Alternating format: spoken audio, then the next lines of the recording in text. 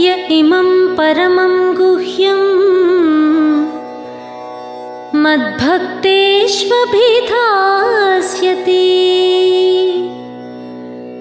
य इमं परमं गुह्यं मद्भक्तेष्वभिधास्यति भक्तिं मयि परां कृत्वा मामे वैष्यत्य संशयः। मनुष्याणां सहस्रेषु कश्चिद्यतति सिद्धये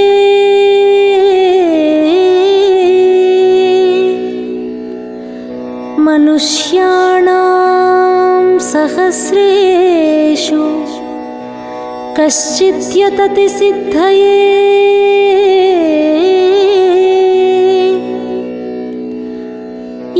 यततामपि सिद्धानां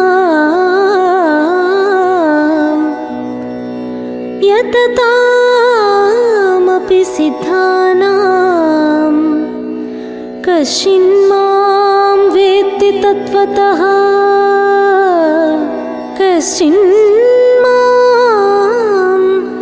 वेत्ति तत्त्वतः।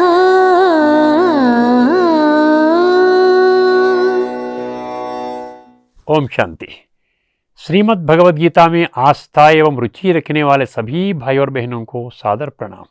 भगवान उवाचा तमसो मा ज्योतिर्गमया। इस कार्यक्रम में आपका फिर से स्वागत है। पिछले 9 एपिसोड्स में हमने गीता द्वारा प्रकट पूर्ण प्रमाणों एवं सबूतों के आधार से परमात्मा या भगवान के असाधारण गुण, इस मुख्य विषय के अंतर्गत भगवान के 5 असाधारण गुणों पर चर्चा की है। और 5 गुण कौन से हैं? मनुष्य सृष्टि के भगवान एक है, एक परमात्मा ही परम सत्य है, भगवान निराकार है, एक भगवान ही मनुष्य सृष्टि का पिता है और 2 भाग है, एक भगवान ही ज्ञान का सागर है और 4 भाग है। पिछले एपिसोड में ज्ञान सागर भगवान द्वारा गीता के माध्यम से सिखाए गए ज्ञान को जीवन में धारण करने से, उसे अनुभव करने से अपने जीवन में क्या लाभ या फायदा होगा, धार्मिक या आध्यात्मिक जगत में उठने वाले यह चौथे प्रश्न का उत्तर को ध्यान में रखते हुए हम 5वां अध्याय का 16वां श्लोक में प्रकट गहन तत्व के आधार पर जो सबसे बड़ा फायदा है उस पर हमने गहन चर्चा की है। इस एपिसोड में एक भगवान ही ज्ञान का सागर है विषय के अंतर्गत 5वें भाग के रूप में गीता के माध्यम से भगवान द्वारा सिखाए गए पूर्ण आध्यात्मिक ज्ञान और विज्ञान को प्राप्त करने के लिए वर्तमान समय के मनुष्य या भक्तों में कौन से मुख्य गुण या लक्षण होनी चाहिए। हम इसी प्रश्न के उत्तर देने के लिए एक और बेहद गहरे, महत्वपूर्ण और अद्भुत श्लोक में प्रकट तत्व के माध्यम से चर्चा करने जा रहे हैं। गीता प्रेमियों को विशेष ध्यान देना चाहिए। वह 4वां अध्याय का 39वां श्लोक है। इस श्लोक द्वारा प्रकट किए गए गहन तत्व पर चर्चा करने से पहले आइए इस श्लोक को एक बार सुन ले। श्रद्धावान् लभते ज्ञानं तत्परः संयतेन्द्रियः। श्रद्धावान् लभते ज्ञानं तत्परः संयतेन्द्रियः। ज्ञानं लब्ध्वा परां शान्तिम् अचिरेणाधिगच्छति। ज्ञानं लब्ध्वा परां शान्तिम् अचिरेणाधिगच्छति।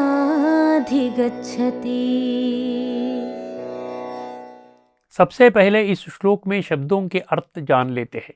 श्रद्धावान, जो परमात्मा या भगवान को प्राप्त और अनुभव करने के विषय में अत्यधिक श्रद्धा है। तत्परः, परमात्मा प्राप्ति के विषय के प्रति तीव्र लगन या इच्छुक है। संयतेन्द्रियः, जिसने इंद्रियों को पूर्णतः वश में कर लिया है, ज्ञान अर्थात तत्व ज्ञान लभते प्राप्त करता है। ज्ञानम लब्ध्वा, जिन्होंने इस प्रकार तत्व ज्ञान प्राप्त कर लिया है, अचिरेणा एक सेकंड में, पराम शांतिम उच्च स्थायी शांति अधिगच्छति प्राप्त करेंगे। इस श्लोक में श्रद्धा, तत्परः, संयतेन्द्रियः शब्द और ज्ञानम लब्ध्वा पराम शांतिम अचिरेणाधिगच्छति यह पंक्ति सबसे महत्वपूर्ण है। गीता के 574 भगवानुवाच श्लोकों से प्रकट पूर्ण आध्यात्मिक ज्ञान और विज्ञान के द्वारा जीवन में सच्ची शांति प्राप्त करने के लिए वर्तमान के लोगों या भक्तों में कौन से 3 गुण या लक्षण होने चाहिए, यह इस श्लोक द्वारा स्पष्ट होता है। आइए उन 3 लक्षणों को समझने का प्रयास करें। प्रथम लक्षण श्रद्धा। श्रद्धा का अर्थ है आस्था या विश्वास। इसे अंग्रेजी में फेथ और ट्रस्ट कहते हैं। यदि इस एक बात को सत्य और तर्क अर्थात ट्रूथ एंड लॉजिक के आधार पर समझ लिया जाए तो यह बिल्कुल स्पष्ट हो जाता है कि गीता ज्ञान 100% मेरे जीवन को ऊंचा उठाने के लिए ही निर्देशित है। परंतु दुर्भाग्यवश वर्तमान समय में अधिकांश लोग या भक्त इस श्रद्धा को अंधश्रद्धा या अंधविश्वास अर्थात ब्लाइंड फेथ समझते हैं। परिणाम स्वरूप गीता और विभिन्न धार्मिक ग्रंथों या शास्त्रों द्वारा प्रकट किया गया ज्ञान जीवन में व्यवहार में लाने या अनुभव करने के बजाय उन्हें 100% पठन, पारायण, श्रवण और प्रचार करने तक ही सीमित किया गया। श्रद्धा को अंधश्रद्धा समझना 100% मूर्खतापूर्ण माना जाना चाहिए। गीता के 574 भगवानुवाच श्लोकों में संपूर्ण आध्यात्मिक ज्ञान और विज्ञान अर्थात complete spiritual knowledge and wisdom समाया हुआ है। इसे जीवन में आचरण या अनुभव करने के लिए अत्यंत श्रद्धा होनी चाहिए। स्वयं परमात्मा या भगवान इस श्लोक के माध्यम से वर्तमान के समस्त मानव जाति को यह आदेश दे रहे हैं। अब ध्यान देने योग्य 2 महत्वपूर्ण बातें नोट करें। पहले विषय, श्रीमद् भगवद गीता इस ब्रह्मांड में जो अनेक मते या धर्म हैं, उनमें से केवल एक धर्म से संबंधित धार्मिक ग्रंथ नहीं है, जैसा कि आज के गीता प्रेमी या गीता प्रचारक समझते हैं। जैसा कि 10वें अध्याय का 32वां श्लोक की अध्यात्म विद्या विद्यानाम पंक्ति स्पष्ट करती है, गीता वर्तमान इस दुनिया के समस्त मानव जाति से संबंधित एक अद्भुत और अद्वितीय आध्यात्मिक ग्रंथ है। जब हम समस्त मानव जाति कहते हैं, यह रहस्यमय सत्य उजागर होता है कि वर्तमान समय इस ब्रह्मांड में रहे 800 करोड़ मनुष्य अपने मूल स्वरूप में आत्माएं ही है। अर्थात मैं आत्मा हूँ और यह शरीर मेरा है, जो प्राथमिक आध्यात्मिक मूल सिद्धांत इस धरती पर रहे हर व्यक्ति पर लागू होता है, वे गीता ज्ञान से ही उभरा है।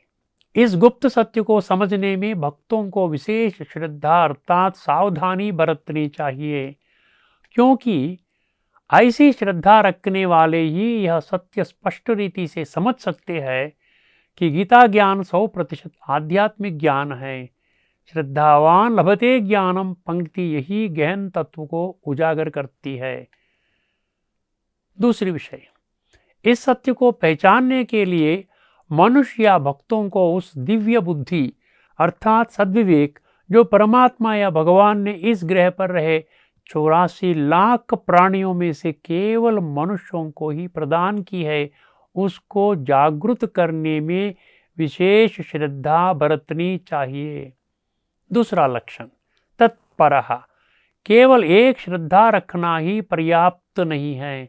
भक्तों में भगवान की प्राप्ति एवं अनुभूति करने की न केवल प्रबल इच्छा होनी चाहिए, बल्कि इसे सुसाध्य बनाने के लिए तीव्र लगन एवं गहरी रुचि के साथ अभ्यास करना अति आवश्यक है।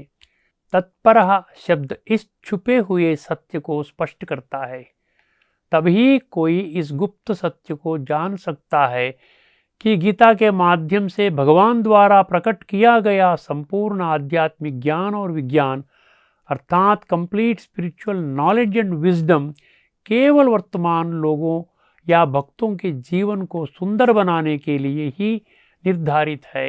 जैसा कि हम वर्तमान समय में देखते हैं, अधिकांश भक्त जो इस लक्षण को हल्के में लेते हैं वे गीता को केवल पठन, पारायण, श्रवण एवं प्रचार करने तक ही सीमित रखते हैं। अब आते हैं तीसरा लक्षण पर, संयतेन्द्रियः। इसका अर्थ है इंद्रियों का संयम। यह सबसे महत्वपूर्ण लक्षण है। समझने की कोशिश करेंगे। आज के लोगों में इस लक्षण को धारण करना बेहद कठिन लगता है, लेकिन जिनके पास परमात्मा या भगवान को प्राप्त एवं अनुभव करने का दृढ़ लक्ष्य है वे संयतेन्द्रिय यानी पूर्ण इंद्रिय संयम के लक्षण को जीवन में लागू करने में सक्षम होंगे। इस अवसर पर जैसा कि 7वां अध्याय का 3रा श्लोक और वही अध्याय का 19वां श्लोक, इन 2 श्लोक स्पष्ट करते हैं, यह सूक्ष्म सत्य है कि आज इस पृथ्वी पर 800 करोड़ लोगों में से केवल बहुत कम संख्या के लोग या भक्त ही तत्व के आधार पर परमात्मा या भगवान की प्राप्ति एवं अनुभूति करते हैं। इस सर्वोच्च सत्य को किसी भी परिस्थिति में नज़रअंदाज या हल्के में नहीं लिया जा सकता। अब आते हैं संयतेन्द्रियः। इस शब्द का अर्थ है कि सर्व इंद्रियों को संयम में लाना। इसके लिए पहला कदम यह है कि आत्मा जो शरीर, मन और बुद्धि के साथ साथ इंद्रियों का भी मालिक है, उसके अस्तित्व को पहचानना है। केवल वे ही लोग जिनके पास परमात्मा या भगवान को प्राप्ति एवं अनुभूति करने की दृढ़ इच्छा शक्ति है, वे ही अपनी इंद्रियों को नियंत्रित कर सकते हैं। ध्यान देने वाली बात यह है कि इस गुप्त सत्य की गीता स्पष्ट रूप से पुष्टि करती है कि परमात्मा या भगवान का अनुभव केवल आत्मा अनुभव के माध्यम से ही प्राप्त किया जा सकता है। आज के लोगों या भक्तों को कम से कम अब से इस सत्य को पहचानना चाहिए कि जो लोग अपना जीवन 24 घंटे 365 दिन मैं शरीर हूँ के भ्रम या भ्रांति में इंद्रिय भोगों द्वारा सुख अनुभव करते हैं वे अनित्य है और आत्म अनुभव के माध्यम से उन्हें जो अतीन्द्रिय सुख मिलता है वही नित्य या शाश्वत है। इस अवसर पर वर्तमान के सबसे कठिन समय को ध्यान में रखते हुए भगवान ने इस पृथ्वी पर रहने वाले 800 करोड़ मनुष्य जो उनके संतान है उनको इंद्रिय नियंत्रण एवं विषय विकारों अर्थात काम, क्रोध, लोभ, मोह और अहंकार से जुड़ा हुआ कर्मों को पूरी तरह से नियंत्रित करने का आदेश दिया है। इसमें हम और आप भी शामिल है। इसे नज़रअंदाज या हल्के में नहीं ले सकते हैं। आज के गीता प्रेमियों और गीता प्रचारकों को भी आश्चर्यचकित करने वाली बात यह है कि स्वयं भगवान ने कुल 574 भगवानुवाच श्लोकों में से 200 से अधिक श्लोकों में इंद्रियों पर काबू तथा विकारी या पाप कर्मों से बचने पर जोर दिया है। हम आपके ध्यान में 30 सबसे महत्वपूर्ण श्लोक ला रहे हैं जो इंद्रिय संयम के महत्व को स्पष्ट रीति से पुष्टि करते हैं। बुद्धि नेत्र को जगाने से बात स्पष्ट हो जाती है। 2रा अध्याय का 14वां श्लोक, इंद्रिय भोगों से प्राप्त सुख या दुख को सहन करना है क्योंकि वे अनित्य है। 2रा अध्याय का 58वां श्लोक, जैसा कछुआ अपने अंगों को मोड़ता है वैसे ही उन मनुष्यों का बुद्धि स्थिर हो जाती है जिनकी इंद्रियां इंद्रिय विषयों से हट जाती है। वही अध्याय का 59वां श्लोक, जिन्होंने इंद्रियों पर संयम प्राप्त कर लिया है, केवल ऐसे स्थित प्रज्ञ ही परमात्मा या भगवान की प्राप्ति एवं अनुभव करने के योग्य बनते हैं। वही अध्याय के 61 और 62वां श्लोक। इंद्रिय विषयों के संयोग से बुद्धि नष्ट हो जाता है और जीवन भ्रष्ट हो जाता है। दूसरा अध्याय 66वां श्लोक। जिन्होंने इंद्रियों पर काबू नहीं पाते, उनकी बुद्धि निश्चयात्मक नहीं बल्कि संशयात्मक होती है। वही अध्याय का 67वां श्लोक। जिन लोगों में इंद्रियों का संयम नहीं, उनका बुद्धि अच्छे और बुरे का परखने की शक्ति खोता है। वही अध्याय का 68वां श्लोक। इंद्रियों को वश में रखने की शक्ति जिनमें होता है, उनकी बुद्धि स्थिर रहती है। अब आते हैं तीसरा अध्याय का 7वां श्लोक। जो मनुष्य मन के द्वारा इंद्रियों के वश कर लेते हैं, वे ही श्रेष्ठ है। वही अध्याय का 16वां श्लोक। इस सृष्टि चक्र के वर्तमान समय सबसे महत्वपूर्ण है, इसीलिए लोगों को संस्कार परिवर्तन को सर्वोच्च प्राथमिकता देनी चाहिए। यह समय की पुकार अर्थात कॉल ऑफ टाइम है, परंतु जो लोग इस पर ध्यान नहीं देते और अपना जीवन केवल इंद्रिय सुखों को अनुभव करने के लिए ही अपना जीवन समर्पित करते हैं, वे पापी है। तीसरा अध्याय का 34वां श्लोक। इंद्रिय विषयों में छिपे राग और द्वेष मनुष्यों का आध्यात्मिक विकास के लिए विघ्नकारी है, इसलिए वे महान दुश्मन है। वही अध्याय का 40 और 41वां श्लोक। इंद्रिय, मन एवं बुद्धि काम विकार का निवास स्थान है। इस एक ही काम विकार में भगवान द्वारा गीता के माध्यम से प्रकट किए गए संपूर्ण आध्यात्मिक ज्ञान और विज्ञान अर्थात complete spiritual knowledge and wisdom को पूरी तरह से नष्ट करने की शक्ति है, इसलिए इस काम विकार पर विजय प्राप्त करे। 5वां अध्याय का 11वां श्लोक। वर्तमान कठिन समय को ध्यान में रखते हुए शरीर, मन, बुद्धि और इंद्रियों का उपयोग केवल आत्मशुद्धि के लिए ही किया जाना चाहिए। वही अध्याय के 22वां श्लोक। इंद्रिय सुखों से प्राप्त भौतिक सुख ही निस्संदेह जीवन में दुख का कारण है, इनसे बुद्धिमानों को दूर रहना चाहिए। अब आते हैं 6ठा अध्याय का 4वां श्लोक। इंद्रिय भोगों में अनासक्त व्यक्ति ही योगारूढ़ अर्थात योग की विषय में उन्नत कहलाता है। वही अध्याय का 12वां श्लोक। चित्त और इंद्रियों के क्रियाओं को वश में लाकर मन को एकाग्र करके योग का अभ्यास केवल आत्मशुद्धि के लिए ही किया जाना चाहिए। वही अध्याय का 21वां श्लोक। अतीन्द्रिय सुख का अनुभव करने वाले ही परमात्मा या भगवान का प्राप्ति एवं अनुभूति पाते हैं। वही अध्याय का 24वां श्लोक। व्यक्ति को भौतिक सुखों का त्याग करना चाहिए और मन के माध्यम से इंद्रियों को पूरी तरह से वश में लाना चाहिए। 10वां अध्याय का 4वां श्लोक। इंद्रियों का संयम एक महान शक्ति है, यह केवल परमात्मा या भगवान से ही प्राप्त होता है। 10वां अध्याय का 22वां श्लोक। जब भगवान स्वयं घोषणा करते हैं कि मैं सभी इंद्रियों में मन हूँ, तो हमें इस सच्चाई को पहचानना चाहिए कि इंद्रियों पर नियंत्रण केवल मन पर नियंत्रण रखने से ही संभव है। अब आते हैं 12वां अध्याय का 4वां श्लोक। परमात्मा या भगवान की प्राप्ति व अनुभूति तभी होती है जब इंद्रिय समुदाय पूरी तरह से नियंत्रण में आता है। 13वां अध्याय का 5वां श्लोक।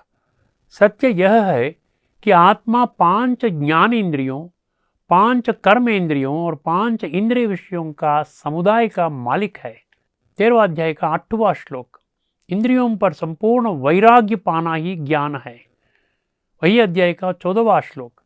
भगवान को इंद्रियों का संपूर्ण ज्ञान है, परंतु उनके प्रभाव से वे परे है। 15वां अध्याय का 9वें श्लोक। त्वक, चक्षु, श्रोत्र, जिह्व, घ्राण, यह 5 ज्ञान इंद्रियां मन के माध्यम से शब्द, स्पर्श, रूप, रस, गंध इंद्रिय विषयों को अनुभव करती है। 18वां अध्याय का 23वां श्लोक। सात्विक धृति यह शक्ति है जो इंद्रियों को पूरी तरह से वश कर लेती है। 18 अध्याय का 51वां श्लोक। जो लोग शब्द स्पर्श रूप रसगंध नामक 5 इंद्रिय विषयों के बुरे प्रभाव में नहीं आते हैं, वे परमात्मा या भगवान को प्राप्त और अनुभव करने के पात्र बनेंगे। गीता प्रेमियों और भक्तों को कम से कम अब से इन रहस्यमय सत्यों को पहचानने की जरूरत है। परमात्मा या भगवान द्वारा बताया हुआ इंद्रिय नियंत्रण का लक्षण की उपेक्षा करना या हल्के में लेने के कारण आजकल के लोग विषय विकारों का जाल में फंसकर बेशर्मी से नीच, दुखदायी तथा बुरे कर्म करते हैं। जैसा हमने बताया, वर्तमान सृष्टि चक्र में अब का समय सबसे कठिन है।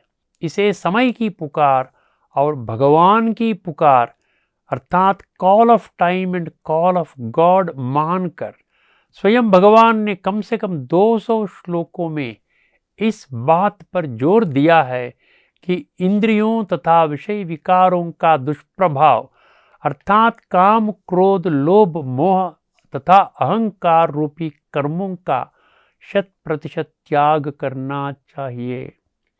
जो लोग इस मामले में लापरवाही बरतेंगे, उन्हें किसी भी हालत में परमात्मा या भगवान की प्राप्ति एवं अनुभूति करने का ज्ञान कदापि प्राप्त नहीं होगा।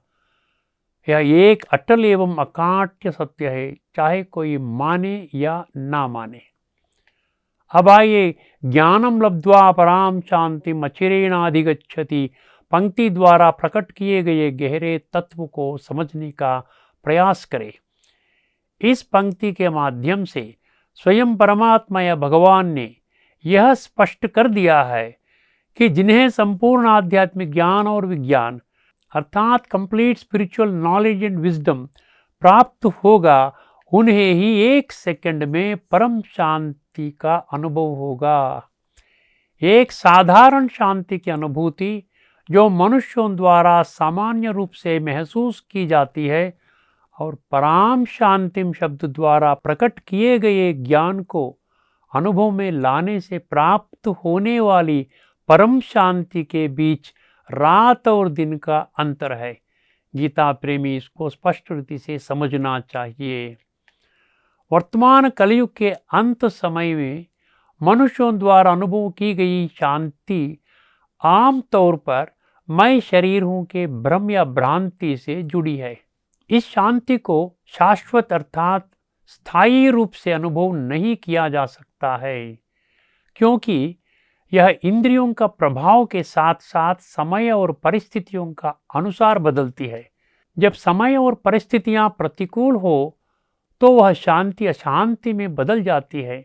इसका मतलब यह है कि वर्तमान समय के लोग शांति और अशांति के बीच पिस रहे हैं। यही वर्तमान मनुष्यों की गंभीर स्वास्थ्य समस्याओं के मूल कारण है। इसे पहचानना होगा। यदि इस व्यापक विवेचन को ध्यान में रखा जाए तो इस श्लोक द्वारा प्रकट किया गया सबसे गुह्य एवं महत्वपूर्ण तत्व बहुत आसानी से समझ में आ जाएगा। भगवान वाचा, जिनके पास अटूट श्रद्धा, गहरी रुचि और इंद्रियों का संयम है, केवल वे ही संपूर्ण आध्यात्मिक ज्ञान एवं विज्ञान प्राप्त कर सकते हैं, जिससे वे परमात्मा या भगवान को प्राप्त एवं अनुभूति की ओर जा सकते हैं।